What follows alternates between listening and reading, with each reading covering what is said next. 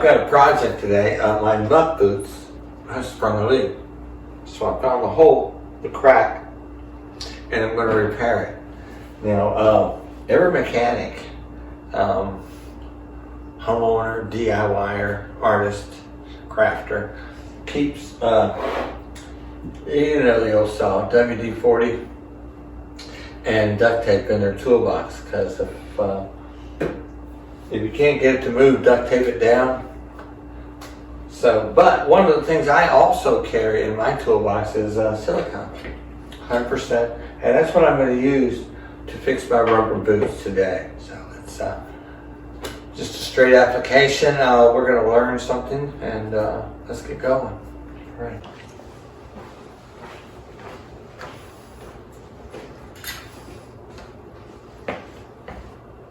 Wait a minute.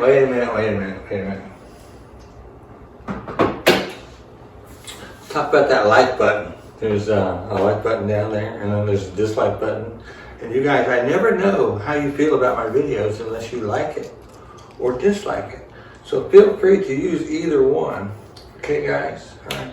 So now let's get rolling. So my rubber muck boots have developed a crack here across the right.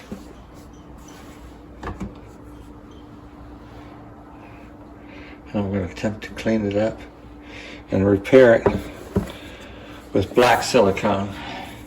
This is 100% silicone. Once again, make sure it's 100% silicone. Now, silicone is not the best adherent to rubber. So you want to make sure that it's really clean. And what I've done is I've scrubbed it with Dawn.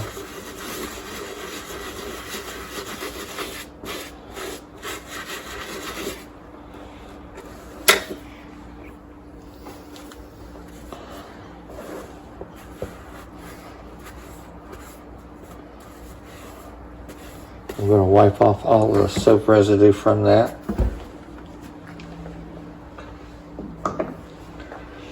And I'm going to just give it a quick rinse.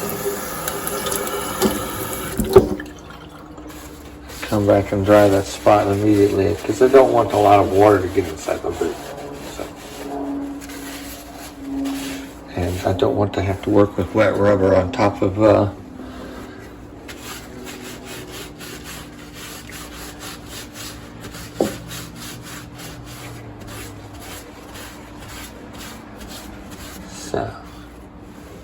Now, we're going to help things along a bit, and what I have here is just a little piece of 800 mesh stainless steel screen, and something like this, and I'm just going to scratch up the surface around where I want it to bond very well, and I'm going to do a good job so that it doesn't really show. So.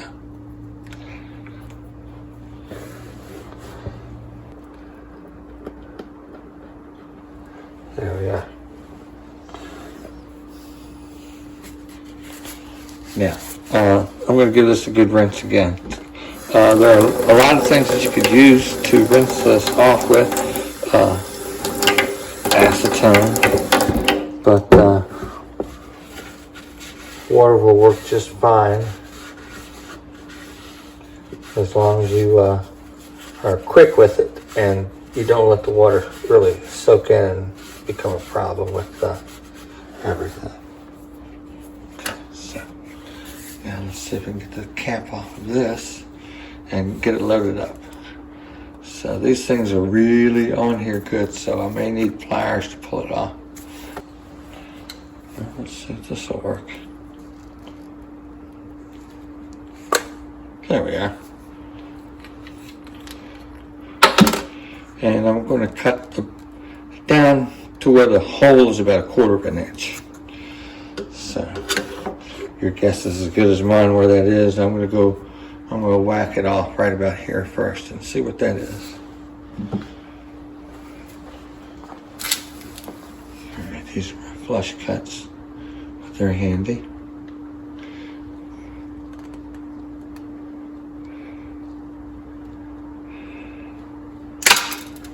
Whew. Okay.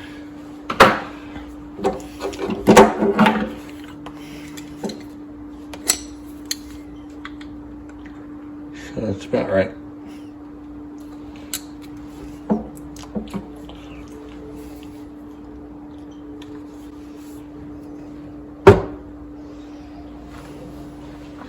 Let's load her up in my trusty little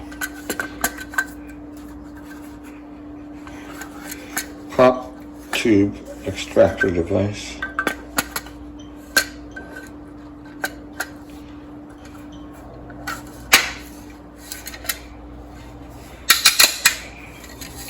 Okay, pay attention here now. I'm going to put this boot in the oven for just a few minutes, just enough to soften up this rubber just a little bit, not long. And I only have it down to about 150. So.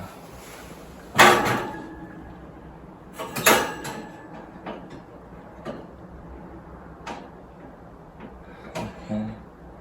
That was at 180. That was at 175 just now. So I have it on warm. So I'm going to let it bleed off just a little bit. Okay, I'm at 150 now. I'm going to close it. That's just for a few minutes. And in the meantime, I'm going to poke a hole in this. If I made the hole big enough for the screw.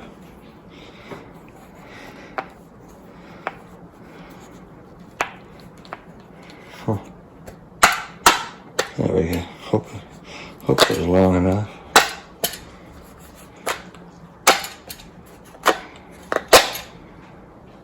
Well, I got a little black on the end of the screw, so I managed it.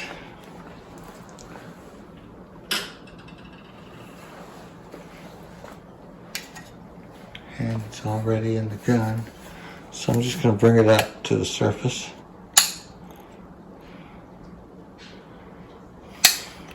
Couple of gentle squeezes. One gentle squeeze. There we are. All right, so I've squeezed out a little bit here, and the first layer I have just simply pushed it down in there a bit and wipe off the excess. And now I'm going to lay a second layer here.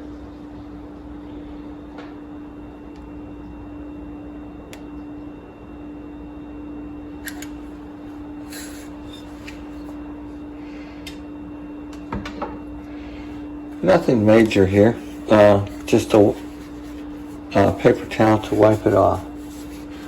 And press pretty good. You want to wipe off all the excess because you don't want it to build up too much. It can be more stressful when it bends. So there we are.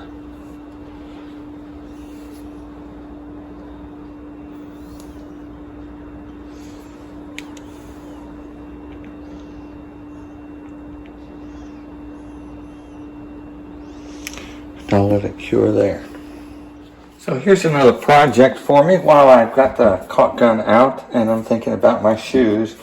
This is a super comfortable pair of Caterpillar work boots, steel toe, but they leak. And I suspect the reason they leak now is because through years of wear around here has gotten, it's loosened up. The thread is stretched and it's no longer watertight. So we can't hurt things by putting just a bead of caulk right along here, down inside here, and up this part right here as well to give it back its waterproofing qualities. Now these are not anything like mud boots. If water splashes on here, it's going to get wet. But I have gone ahead and I've scrubbed off as much of the shoe polish as I can to give it a good grab down in here.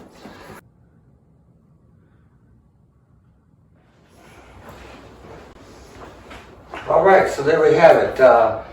One of the additions I have in my toolbox and I've carried for years is a tube of silicone, and just for such projects as this that you can get done in just a few minutes. You may have a project like this laying around that could be perfect just for grabbing that tube of silicone and squeezing it on, making it waterproof or what have you. And so I've got my muck boots squared away.